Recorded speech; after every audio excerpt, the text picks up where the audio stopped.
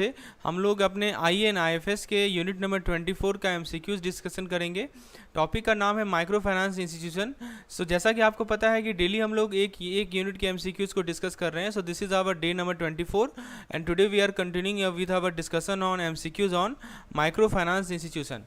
So friends, before beginning this particular lecture मैं आपको बताना चाहता हूं दोस्तों, यदि आप अपने JIV के एग्जामिनेशन को और अच्छा करना चाहते हैं तो हमारे फ्री डेली क्विज का आप हेल्प ले सकते हैं। दोस्तों, डेली फ्री क्विज कंडक्ट किया जा रहा है आपके प्रिपरेशन को काफ़ी अच्छा बनाने के लिए। आप एकदम एग्जाम लाइक इंटरफेस है, तो आपको करना क्या है दोस्तों, डिस्क्रिप्शन में जाना है, वहाँ पे आपको हमारे ऐप का लिंक मिल जाएगा, ऐप को इंस्टॉल कर लेना है और डेली का डेली जो फ्री क्विजेज हमारे फ्री मटेरियल सेक्शन में अवेलेबल रहते हैं उसे आपको अटेम्प्ट करना है। So this is a very golden opportunity for you to excel your preparation for JIV examination. What you need to do, you need to just install the app which I provided in the description. The app name is JIV and CIV Made Simple. So this is the name of the app. You just install this particular app onto your mobile and appear in the daily quizzes. Okay, daily we are conducting quizzes for your benefits. So hopefully you have understood. Now let's see, this is the link of the app. The same link has been provided in the description section also. You can use that link to install the app. So now let's continue our discussion with the first question that we have. दोस्तों, सबसे पहला question आपके screen पर है। पूछा जा रहा है इसमें कि भारत में जो माइक्रो फाइनेंस है इसका क्या फोकस है, right. So first option is empowering urban household, option 2 is promoting financial exclusion, option C is empowering rural household, option D is encouraging large scale enterprises. दोस्तों, थोड़ा सा मैं आपको micro finance के बारे में बता दूं। माइक्रो फाइनेंस एक फाइनेंशियल सर्विस है जो कि स्मॉल लोन प्रोवाइड करना, right, which provides small loans and it provides saving account provide करता है, या दूसरे फाइनेंशियल सर्विसेज प्रोवाइड करते हैं किसे, low income individuals and businesses. तो ये बेसिकली माइक्रो फाइनेंस का मेन रोल है कि जो हमारे लो इनकम इंडिविजुअल्स हैं, जो लो इनकम हमारे बिजनेसेस हैं, उन्हें स्मॉल लोन प्रोवाइड करना, उन्हें सेविंग अकाउंट प्रोवाइड करना। तो ये डिज़ाइन किया गया है इस तरह से ताकि लोगों को हेल्प मिल सके जो ट्रेडिशनल बैंकिंग सर्विस को एक्सेस नहीं कर पाते हैं। तो भारत में दोस्तों माइक्रो फाइनेंस का प्राइमरीली फोकस है कि ये एम्पावर करे रूरल हाउस होल्ड को, राइट। सो ये ऐसा इसलिए दोस्तों क्योंकि भारत की जो जनसंख्या है उसका एक मैक्सिमम पोर्शन जो है कहाँ लिव करता है, रूरल एरियाज़ में, राइट। सो माइक्रो फाइनेंस जो है इन सभी हाउस होल्ड को हेल्प करता है ताकि वो अपने बिजनेस को स्टार्ट कर सके, अपने बिजनेस को एक्सपेंड कर सके, अपने लिविंग कंडीशन को इम्प्रूव कर सके, पॉवर्टी को रिड्यूस कर सके। तो जरा ऑप्शन वाइज चले, ऑप्शन ए का रहा है एम्पावरिंग अर्बन हाउस होल्ड, ये गलत है क्योंकि माइक्रो फाइनेंस का फोकस अर्बन हाउस होल्ड पर नहीं होता। ऑप्शन बी का रहा है प्रमोटिंग फाइनेंशियल इंक्लूजन। तो फ्रेंड्स, ये भी इनकरेक्ट है क्योंकि माइक्रो फाइनेंस जो है प्रमोट करता है फाइनेंशियल इंक्लूजन को, यहाँ एक्सक्लूजन लिखा गया इसलिए ये गलत है। ऑप्शन सी सही है दोस्तों हमारा। ऑप्शन डी का रहा है इनकरेजिंग लार्ज स्केल एंटरप्राइज। तो माइक्रो फाइनेंस जो है लार्ज स्केल एंटरप्राइज को इनकरेज नहीं करता। तो आपको समझ में आ गया। अब मैं आपको कुछ तरीका बता देता हूँ जिसके थ्रू माइक्रो फाइनेंस जो है एम्पावर करता है रूरल हाउस होल्ड को। How does it empower rural household? The first way is provides them with the access to loan. So this is the first way, access to loan. Okay, loan का access provide कराना, this is the first way through which is empower. दूसरा तरीका है कि ये help करता है save करने के लिए, it help them to save money, जिससे उनको फाइनेंशियल कुशन मिलता है इमरजेंसी के केस में। तीसरा है दोस्तों कि ये इन्हें फाइनेंशियल एजुकेशन प्रोवाइड करता है, it provides them the financial education, जिससे वो बेटर फाइनेंशियल डिसीजन ले सके। और जो फोर्थ पॉइंट है, ये कनेक्ट करता है दूसरे बिजनेस के साथ, it help the rural people connect with other businesses. ठीक है, तो ये सभी तरीका है जिससे रूरल माइक्रो फाइनेंस जो है एम्पावर करता है रूरल हाउस होल्ड को। तो माइक्रो फाइनेंस एक इफेक्टिव तरीका है पॉवर्टी को रिड्यूस करने का और रूरल एरियाज़ में जो लोग रह रहे हैं उनके लाइफ को इम्प्रूव करने का। इससे जॉब क्रिएट होता है, एजुकेशन इम्प्रूव होगा, फिर दोस्तों हंगर रिड्यूस होता है। So now I think the concept is clear now. What is the main focus of microfinance in India? Now let's see the next question. Next question आपके screen पर है। पूछा जा रहा है कि माइक्रो फाइनेंस सेक्टर में के डेवलपमेंट में कितने फेजेज हैं। ठीक है, तो देखिए भारत में जो माइक्रो फाइनेंस सेक्टर का डेवलपमेंट है इसको कितने फेजेज में डिवाइड किया गया है, दिस इज़ द क्वेश्चन।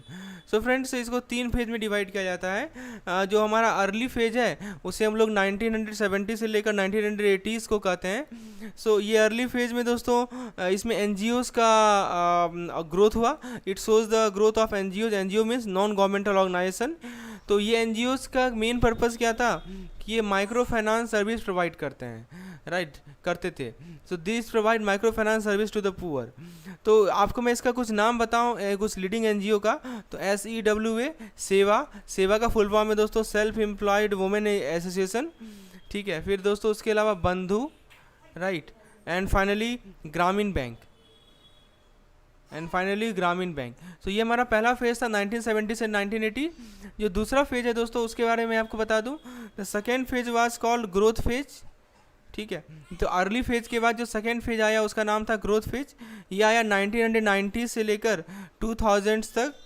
तो इस फेज में दोस्तों माइक्रो फाइनेंस इंस्टीट्यूशन का इमरजेंस हुआ, MFIs का इमरजेंस हुआ, जो जिनको रजिस्टर्ड किया गया था NBFCs की तरह, those they registered as NBFCs। तो इसके थ्रू MFI जो है लार्ज अमाउंट ऑफ कैपिटल को मोबिलाइज कर सके और borrower wide range of borrower तक पहुंच सके, right, wide range of borrower तक ये जो NBFCs हैं ये पहुंच पाए। तो कुछ आपको मैं इसका नाम बताता हूँ लीडिंग NBFCs का, जैसे SKS माइक्रो फाइनेंस, उसके बाद दोस्तों उज्जीवन फाइनेंस सर्विसेज, आपने नाम सुना होगा, उज्जीवन फाइनेंस सर्विसेज। तो ये सभी हमारे लीडिंग MFIs हैं। तो आपको दो स्टेज बताया, पहला अर्ली स्टेज, दूसरा आपको बताया ग्रोथ स्टेज, और तीसरा था कंसोलिडेशन फेज। तीसरा है दोस्तों कंसोलिडेशन फेज। तो ये कंसोलिडेशन फेज कब से आया, 2010 से लेकर प्रेजेंट तक, अभी तक चल रहा है। तो दोस्तों इस फेज में दोस्तों माइक्रो फाइनेंस सेक्टर का कंसोलिडेशन हुआ, बहुत सारे बड़े बड़े MFI को मर्ज किया गया या बैंकों के द्वारा एक्वायर किया गया, जिस कारण से रेगुलेटेड और स्टेबल सेक्टर बना। तो दोस्तों माइक्रो फाइनेंस सेक्टर का जो डेवलपमेंट है ये बहुत ही अच्छा सक्सेस स्टोरी है। इसने बहुत सारे लोगों को हेल्प किया पॉवर्टी को एस्केप करने में, अपने लाइफ को इम्प्रूव करने में। लेकिन अभी भी दोस्तों ये सेक्टर बहुत सारे चैलेंजेस को फेस कर रहा है, लेकिन ये वेल पोजीशन है ग्रो होने के लिए। तो आपको मैंने 3 फेज के बारे में बताया। अर्ली फेज कब से कब था, 1970 से लेकर 1980s तक था। उसके बाद ग्रोथ फेज था 1990 to 2000। we have discussed each and every part of this particular stages, and the third phase was 2010 to present। Okay तो ओवरऑल कहा जाए कि माइक्रो फाइनेंस सेक्टर का जो डेवलपमेंट है वो एक मेजर सक्सेस स्टोरी है। इससे बहुत सारे लोगों को हेल्प किया पॉवर्टी को एस्केप करने में। Correct answer is option number C, that is 3। So friends, this is how we discuss each and every aspect related to a particular question, okay, so that some different type of question may be asked and you should be able to answer those questions. Now let's see the next part. Next question है कि पहला phase जो micro finance development था भारत में वो कब शुरुआत हुआ, when did the first phase of micro finance development in India start? Pre independence day, post independence day, 1980s, 1990s। तो दोस्तों जो पहला फेज था माइक्रो फाइनेंस का वो स्टार्ट हुआ था हमारे प्री इंडिपेंडेंस डे में। Okay so the correct answer to this particular question is pre independence day. Early 1900 में क्या हुआ था मैं आपको हिस्ट्री बताता हूँ। So let me talk about some history related to this particular fact. 1900s के अर्ली एज में क्रेडिट कोऑपरेटिव का फॉर्मेशन हुआ। किसका फॉर्मेशन हुआ? क्रेडिट कोऑपरेटिव का।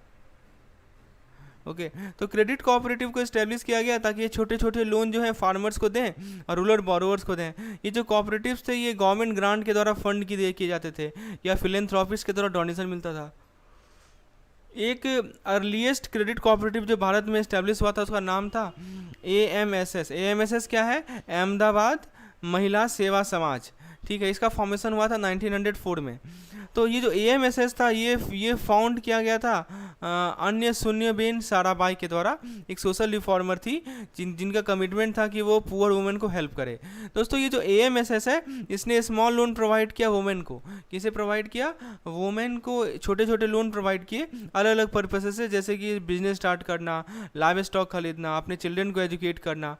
तो दोस्तों ये जो इसे कहते हैं क्रेडिट कोऑपरेटिव। तो ये जो क्रेडिट कोऑपरेटिव है इसका ग्रोथ जो है अर्ली ईयर्स में बहुत ही स्लो था, लेकिन जो है इस मूवमेंट ने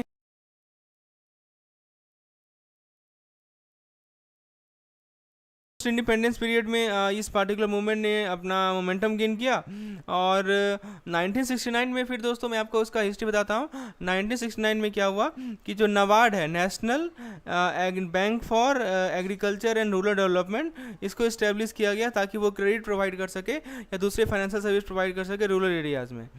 तो दोस्तों माइक्रो फाइनेंस डेवलपमेंट का जो फर्स्ट फेज था, इस पे ग्रोथ हुआ था हमारा क्रेडिट कोऑपरेटिव का या दूसरे नॉन प्रॉफिट ऑर्गेनाइजेशन का। ठीक है, तो आपको मैं कुछ की इवेंट्स के बारे में बता देता हूँ। सो लेटेस्ट टॉक अबाउट सम की events. Correct answer is option number A. 1904 में AMSS का एस्टेब्लिशमेंट हुआ। AMSS था अहमदाबाद महिला सेवा समाज। फिर 1969 में मैंने आपको नबार्ड के बारे में बताया। नबार्ड है दोस्तों national Bank for Agriculture and Rural development. फिर 1974 में आपको बताऊं तो SEWA क्या है, सेल्फ एम्प्लॉयड वुमेन एसोसिएशन को इस्टेब्लिश किया गया। 1976 की बात करें तो ग्रामीण बैंक को इस्टेब्लिश किया गया। और आफ्टर दैट 1980s की बात करें तो नेशनल NRCB क्या है, नेशनल रूरल क्रेडिट बैंक को इस्टेब्लिश किया गया। राइट, तो जो पहला फेज था माइक्रो फाइनेंस डेवलपमेंट का, वो क्रिटिकल फेज था माइक्रो फाइनेंस सेक्टर के ग्रोथ में। इससे दोस्तों माइक्रो फाइनेंस सेक्टर का फाउंडेशन को लीड किया गया। चलिए आगे बढ़ते हैं। Let's see the next question that we have. So the next question is, which scheme was introduced in the late 1960 to promote microfinance in India? तो लेट 1960 में कौन से स्कीम को इंट्रोड्यूस किया गया ताकि माइक्रो फाइनेंस को प्रमोट किया जा सके? तो the scheme name was lead bank scheme, इसको शॉर्ट में LBS कहा जाता है। तो LBS को इंट्रोड्यूस किया गया था 1969 में रिजर्व बैंक ऑफ इंडिया के द्वारा ताकि रूरल एरिया में बैंकिंग को प्रमोट कर सकें। इस स्कीम के अंदर क्या था कि जितने भी डिस्ट्रिक्ट हैं, मैं आपको थोड़ा सा स्कीम के बारे में बता दूं।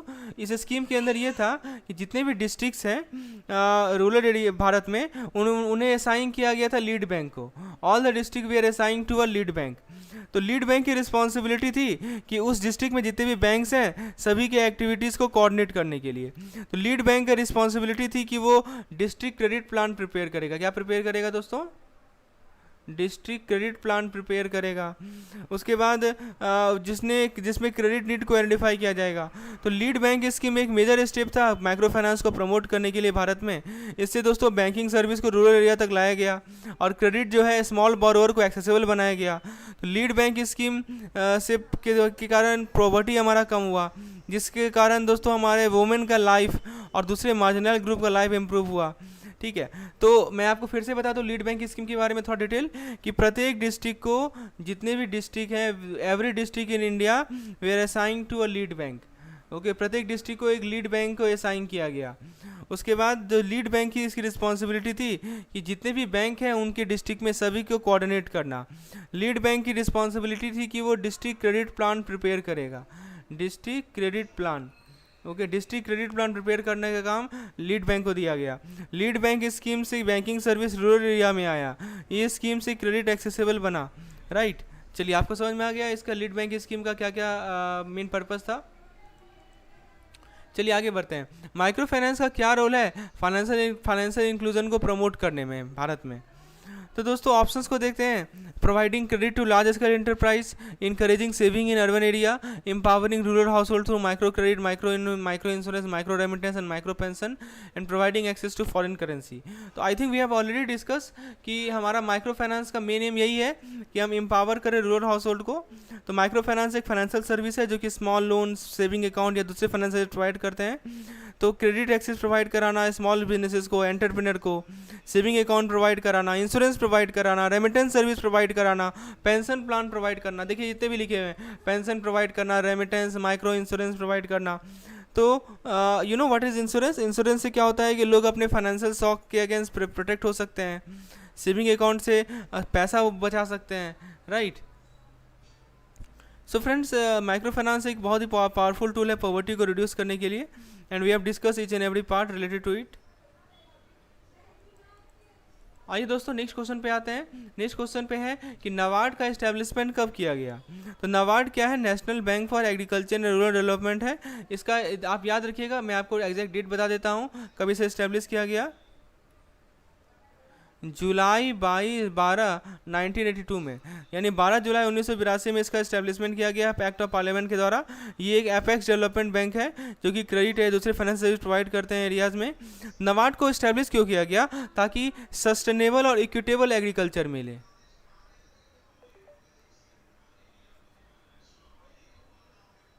सस्टेनेबल और इक्विटेबल एग्रीकल्चर मिले, पहला पॉइंट। दूसरा पॉइंट है कि फाइनेंशियल असिस्टेंट प्रोवाइड कर सके इंस्टीट्यूशन में जिससे रूरल डेवलपमेंट को हेल्प मिले। और तीसरा है रिसर्च एंड डेवलपमेंट को अंडरटेक करना, R&D को अंडरटेक करना। तो नाबार्ड एक सिग्निफिकेंट रोल प्ले करती है रूरल डेवलपमेंट को प्रमोट करने में। इससे बिलियंस ऑफ रुपीज़ जो है लोन के रूप में प्रोवाइड किया गया फार्मर को, स्मॉल बिजनेसेस को या दूसरे बॉरोवर को। नाबार्ड एक मेजर प्लेयर है माइक्रो फाइनेंस का भारत में। नाबार्ड का हेड क्वार्टर मुंबई महाराष्ट्र में है। इसका नेटवर्क है office all over India. Hopefully this concept is clear now. Now let's come to the next part. So friends, if you are targeting JIB 2023, यदि आप JIB 2023 को टारगेट कर रहे हैं और आपको यदि स्टडी मटेरियल की रिक्वायरमेंट है, चाहे वो videos, PDF, mock test, daily quizzes के फॉर्म में हो, तो दोस्तों आप हमारे ऐप को इंस्टॉल कर लें। We have all the courses available for your ready disposal. So we have comprehensive plan which includes all this benefits, videos, PDF, mock test. We have theory PDF plan, we have mock test plan, and also we have just launched 1 month crash course. यदि आपको सारा if you need all the information till your examination at one place, then you can opt for our 1 month crash course. All the details regarding all these courses are available in our app. तो और 40% का offer भी, discount भी आपको मिलेगा। यदि आप किसी पार्टिकुलर कोर्स में इनरोल होते हैं तो जरूर इस 40% डिस्काउंट का लाभ उठाएं। हमारे JIB and CIB made simple app को इंस्टॉल कर लें और जो भी कोर्स में एज पर योर रिक्वायरमेंट आप कोर्स में इनरोल हो सकते हैं। Now let's come to the next question. Next question में आपसे पूछा जा रहा है कि जो हमारे रीजनल रूरल बैंक हैं भारत में, इनका पर्पस क्यों इसे इस्टेब्लिश किया गया था। तो दोस्तों RRBs जो एक तरह के बैंकिंग इंस्टीट्यूशन है जिनको 1976 में इस्टेब्लिश किया गया था और इसका मेन ऑब्जेक्टिव था कि हम क्रेडिट फैसिलिटी प्रोवाइड कर सके रूरल पुअर को।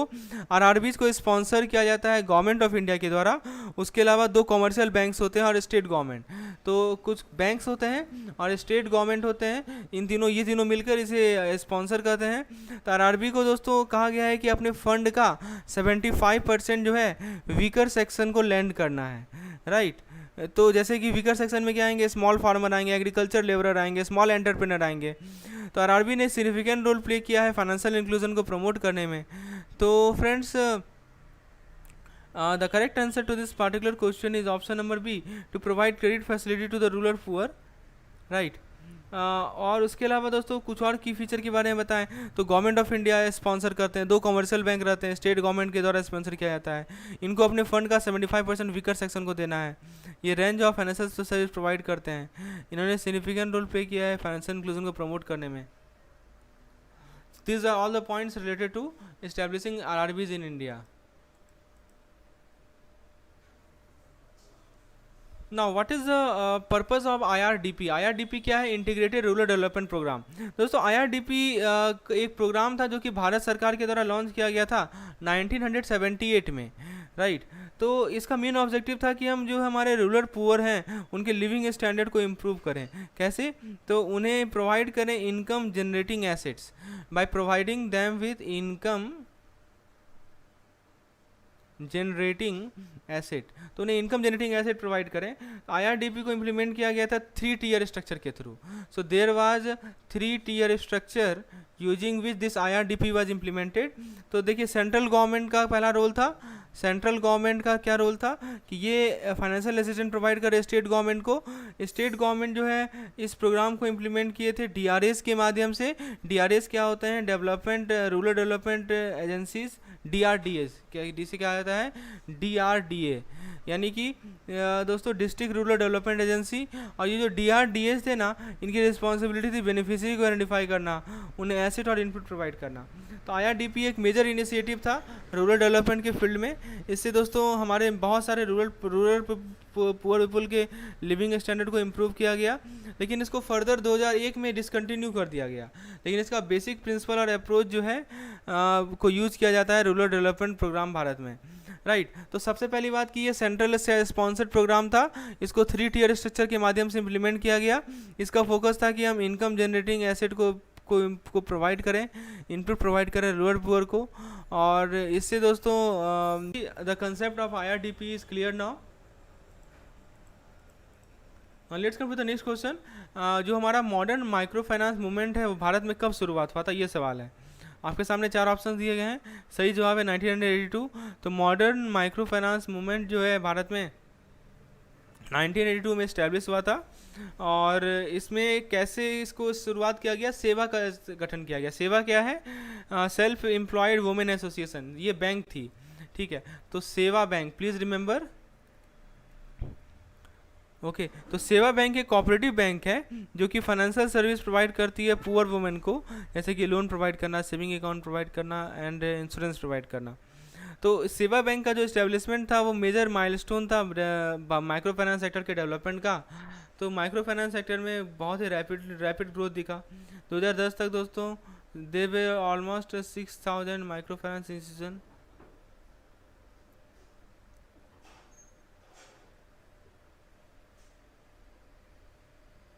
So friends, now let's come to the next question. Which organization was one of the pioneer of self help group concept in India? बताइए कौन सी ऑर्गेनाइजेशन है जो कि पायनियर है सेल्फ हेल्प ग्रुप कंसेप्ट के लिए। Options को देखते हैं, National Bank for Agriculture and Rural Development यानी NABARD, Reserve Bank of India, Mysore Resettlement and development Authority and finally State Bank of India.